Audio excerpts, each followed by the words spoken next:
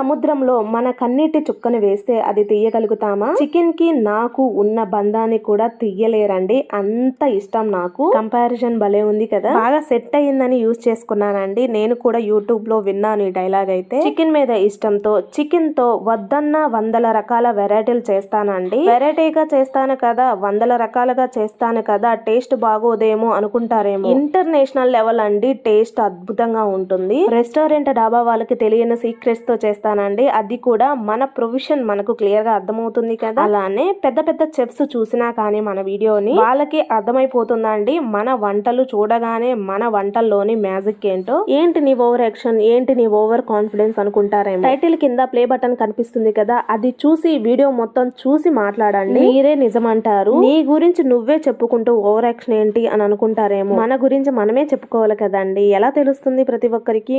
మరి పోనీ మీరు వీడియో మొత్తం చూసి మీరే చెప్పండి.